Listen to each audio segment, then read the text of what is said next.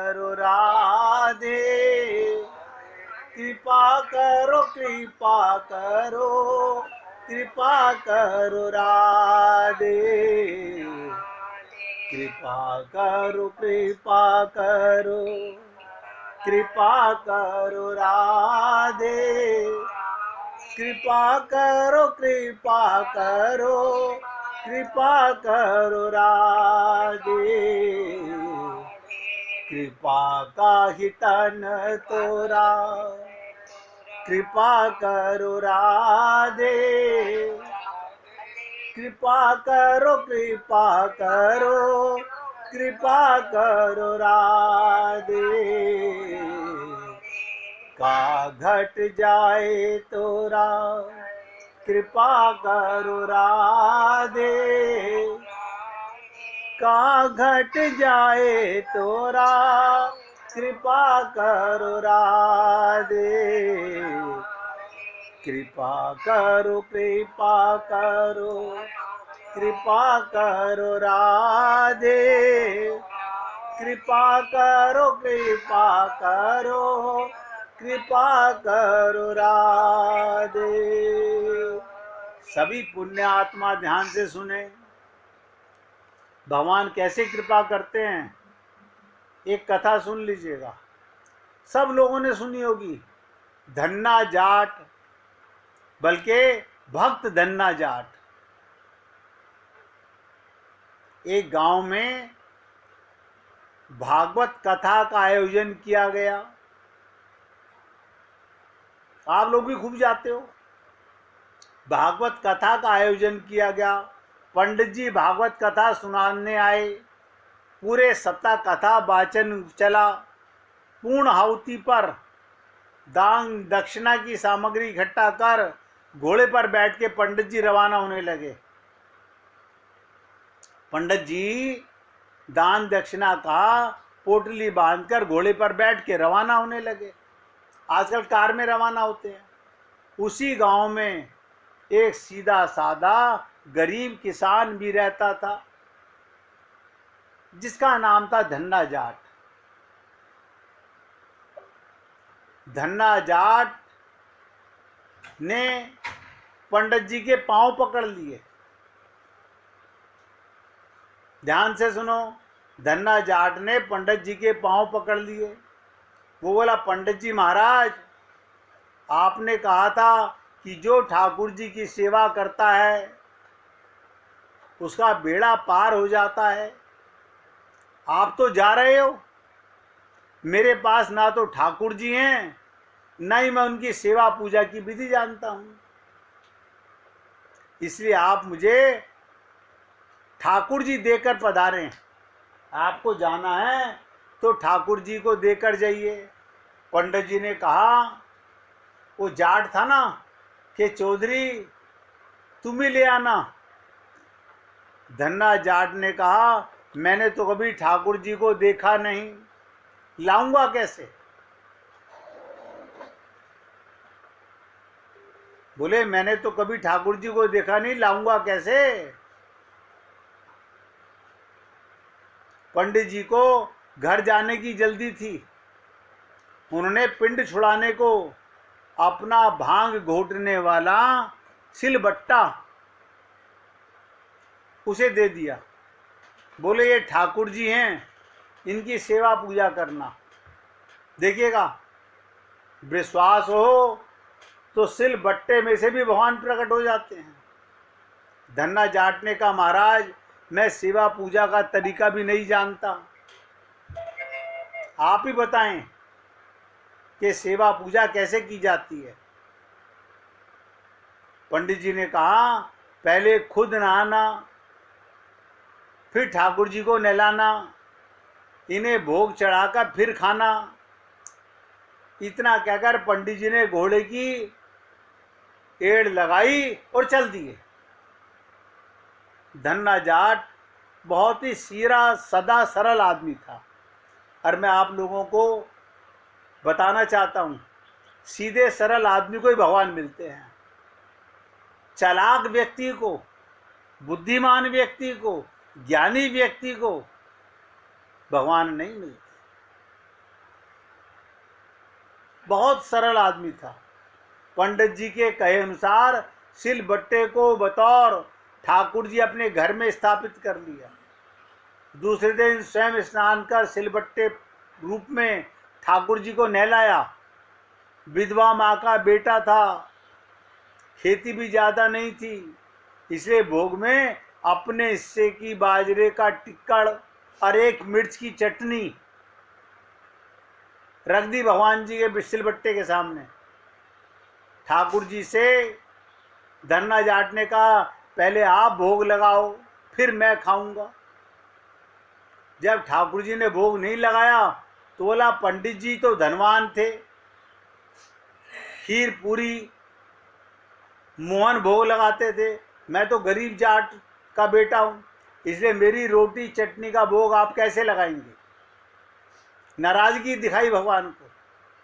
पर साफ साफ सुन लो, मेरे पास तो यही भोग है, खीर पूरी मेरे बस की नहीं। ठाकुर जी ने भोग नहीं लगाया और धन्ना जाट भी सारा दिन भूखा रहा। ध्यान से सुने, सारा दिन भूखा रहा।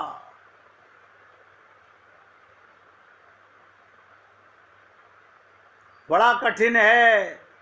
आप और हम लोग कभी भगवान के इसके लिए उपवास नहीं किया होगा हमने।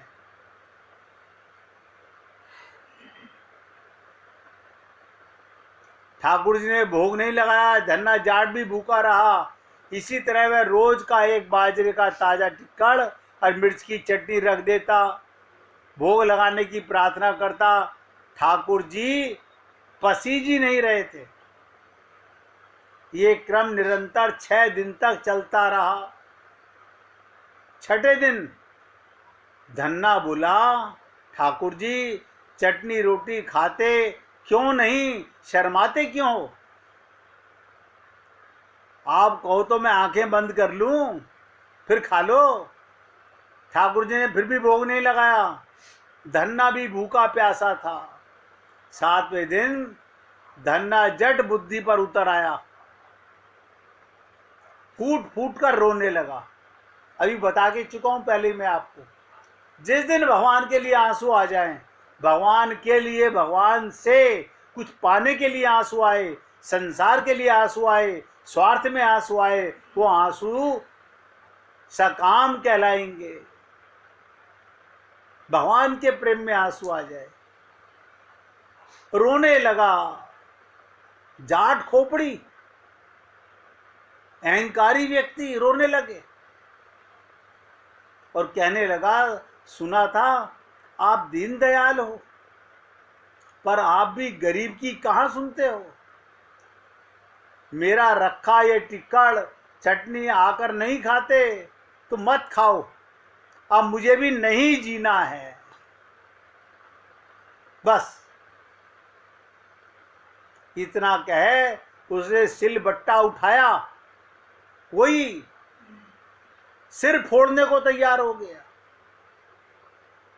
अचानक सिलबट्टे से प्रकाश पुंज प्रकट हुआ और धन्ना का हाथ पकड़कर कहा, देख धन्ना, मैं तेरी चटनी टिक्कड़ खा रहा हूं। अब ये मत करने लगना कि धन्ना जाट की नकल करने लगो। अपने मन का भाव भगवान से जोड़ो। ठाकुर जी बाजरे का टिक्कड़ मिर्च की चटनी मजे से खा रहे थे। जब आधा टिक्कड़ खा चुका भगवान जी ने, तो धन्ना जाट बोला, क्या ठाकुर जी मेरा पूरा टिक्कड़ खा जाओगे? मैं भी 6 दिन से भूखा हूं, मैं भी प्यासा हूं, कम से कम आधा मेरे लिए भी छोड़ दो। भगवान क्या बोले कि तुम्हारी चटनी रोटी बड़ी मीठी लग रही है, तू दूसरी खा लेना। भगवान भी भक्त की परीक्षा लेते हैं। धन्ना ने कहा, प्रभु माँ मुझे एक ही रोटी देती है बस, यदि मैं दूसरी लूंगा तो माँ भूखी रह जाएगी। प्रभु ने कहा, फिर ज्यादा क्यों नहीं बनाता? धन्ना ने कहा खेत छोटा सा है और मैं अकेला। ठाकुर जी ने कहा और खेत जोत ले। धन्ना बोला प्रभु मेरे पास बैल थोड़े ही हैं, मैं तो खुद ही जोतता हूं हल अपने कंधे पे रख के। भगवान ने कहा नौकर रख ले। प्रभु आप तो मेरी मजाक उड़ा रहे हो, देखो नौकर रखने की हैसियत हो तो 2 वक्त रोटी ना खा लूं। हम माँ बेटे एक ही टाइम रोटी खाते हैं सिर्फ। इस पर ठाकुर जी ने कहा चिंता मत कर, मैं तेरी सहायता करूंगा। कहते हैं तब से ठाकुर जी ने धन्ना का साथी बनकर उसकी सहायता करनी शुरू की। धन्ना के साथ भगवान खेत में काम काज कर उसे अच्छी जमीन बैलों की जोड़ी दिलवा दी। कुछ अरसे के बाद घर में गाय भी आ गई, मकान भी पक्का बन गया, सवारी के लिए घोड़ा भी आ गया। धन्ना एक अच्छा खासा जमींदार बन गया। कई साल के बाद वही पंडित जी पुनः उसी गांव में भागवत कथा करने आए। धन्ना भी उनके दर्शन करने गया। प्रणाम कर धन्ना बोला पंडित जी आप जो ठाकुर जी दे के गए थे उन्होंने 6 दिन तो मुझे बहुत भूखा रखा, प्यासा रखा। 7वें दिन उन्होंने भूख के मारे परेशान होकर मुझ गरीब की रोटी आखिरकार खा ही ली। उनकी इतनी कृपा है, खेत में मेरे साथ ध्यान से सुनो कंधे से कंधा मिलाकर हर काम में मदद करते हैं। अब तो घर में मेरे गाय 7 दिन का घी दूध सीधा यादी बंदी घी दूध में भी भेज दूंगा आपकी भागवत में। पंडित जी ने सोचा मूर्ख आदमी तो था ही, मैं तो सिलबट्टा दे के गया था, मैं तो भांग घोटने का सिलबट्टा देकर गया था। गांव में पूछने पर लोगों ने बताया कि पंडित जी चमत्कार तो हुआ है, बाकी किसी पर नहीं हुआ। धन्ना वो गरीब नहीं रहा, जमींदार बन गया। दूसरे दिन पंडित जी ने धन्ना से कहा कल कथा सुनने आओ तो अपने साथ अपने उस साथी को भी लेकर आना जो तुम्हारे साथ खेत में काम करता है। घर आकर धन्ना ने प्रभु से निवेदन किया कथा में चलो, तो प्रभु ने कहा मैं नहीं चलता, तुम जाओ। धन्ना बोला तब क्या उन पंडित जी को आपसे मिलाने घर लेके आऊं? प्रभु ने कहा बिल्कुल मत लाना, मैं झूठी कथा ध्यान से सुन लो कहने वालों से नहीं मिलता। और तुम्हें ताज्जुब होगा आज संसार में 99% झूठी कथा हो रही है पैसा कमाने के लिए। भगवान ने कहा जो मुझे सच्चा प्रेम करता है, जो अपना काम मेरी पूजा समझता है, लिखो इस बात को, अपना काम मेरी पूजा समझता है, मैं उसी के साथ सदा रहता हूं। सत्य ही कहा भगवान ने। भक्त के बस में है भगवान। भक्त माल ग्रंथ प्राप्त करने के लिए कितने भक्तों की उसके अंदर लीलाएं बताई जाती हैं। आप सोचिएगा कितने भक्त हुए होंगे जब भक्तमाल बन चुकी, उसके बाद कितने भक्त हो चुके होंगे। भक्तों की कभी पृथ्वी पर कमी नहीं हुई, लेकिन ऐसी पूजा कौन करे, इतना टाइम किसके पास है, इतना विश्वास किसके पास है। सबसे बड़ी बात तो है इतना बड़ा विश्वास किसके पास है।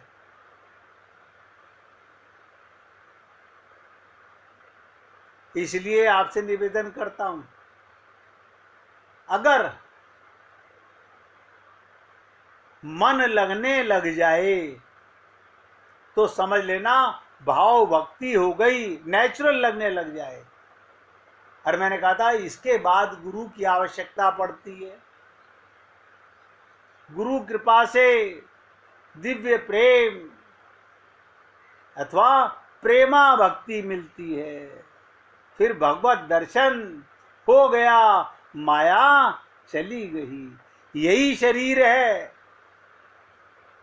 ध्यान से सुनना, कभी ये मत समझ लेना भगवत प्राप्ति होने के बाद शरीर के कष्ट खत्म हो जाते हैं। ना ना, शरीर के कष्ट महसूस नहीं होते। शरीर तो अपना प्रारब्ध भोगेगा।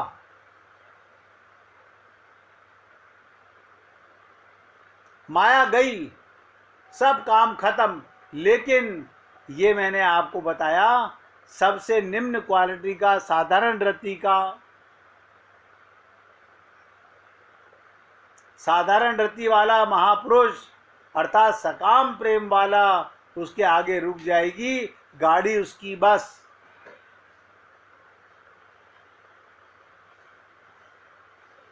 किसी को साधारण रति में अगर कुछ समझने में अंतर हो तो पूछ सकते हैं आप, क्योंकि फिर मैं आपसे इससे आगे की समझसा रति की बातें करूंगा, फिर समर्था रति की बातें करूंगा, इसके बाद निष्काम प्रेम, गोपी प्रेम की चर्चा शुरू होगी।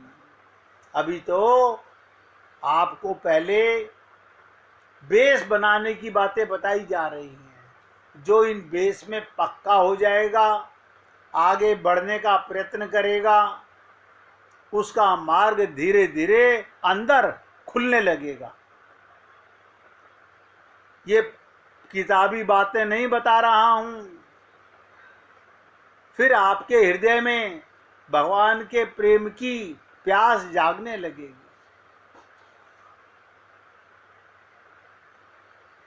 अन्यथा गाड़ी ये सकाम भक्ति तक, यहां तक जाके रुक जाती है। अनंत सुख है, भगवान का धाम मिलेगा, सब कुछ मिलेगा, लेकिन अभी और आगे वो नहीं मिलेगा। अभी आप सोचिए, हम तो सबसे निम्न क्वालिटी का जो प्रेम है, सकाम प्रेम, उसमें भी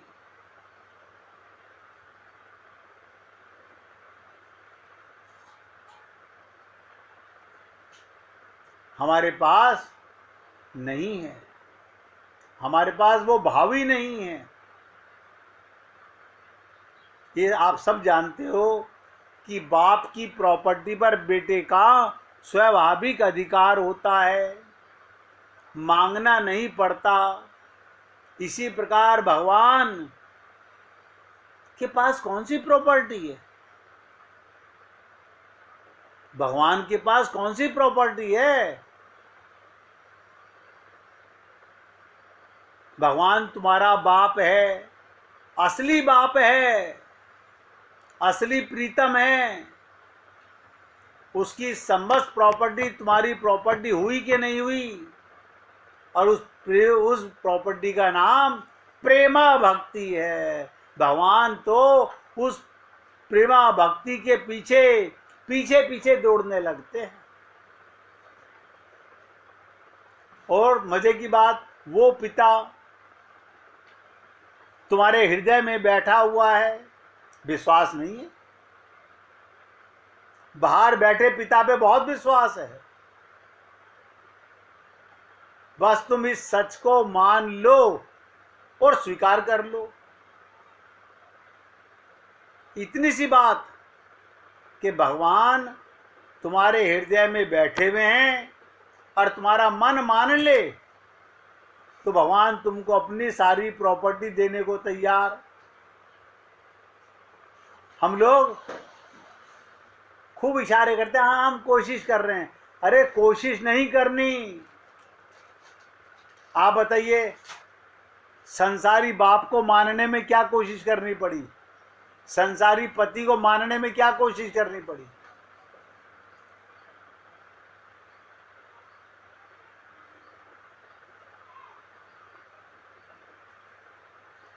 कोई अभ्यास,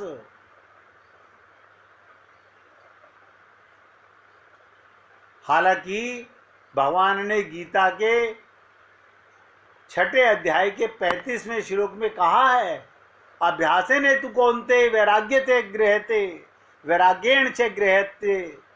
दर्शन शास्त्र भी यही कहता है,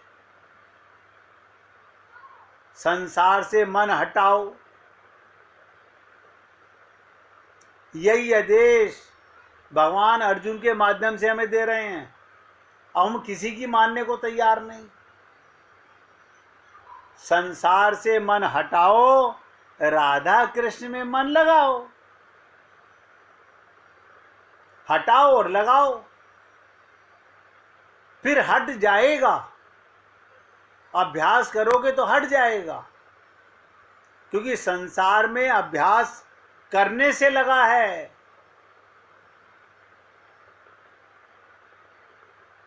संसार में अभ्यास है, फिर हटाओ फिर लगाओ, फिर हट गया। घबराओ नहीं, जहां हट के जाए मन बार बार माँ में बाप में। मन भी बड़ा बदमाश है। सत्संग सुनते सुनते भी,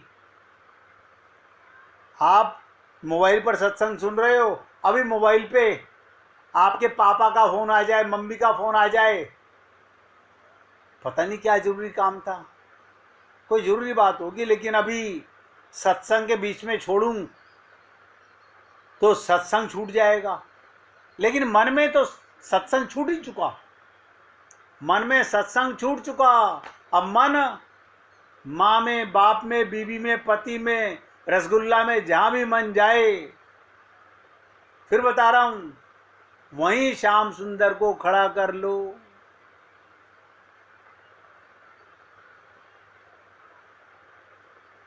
जहां जहां मन, कल भाई जी ने कहा था ना, मन तो बार बार जाता है। मैंने कहा मन जाएगा, जाने दो, जहां जाए वहीं अपने भगवान को देखो।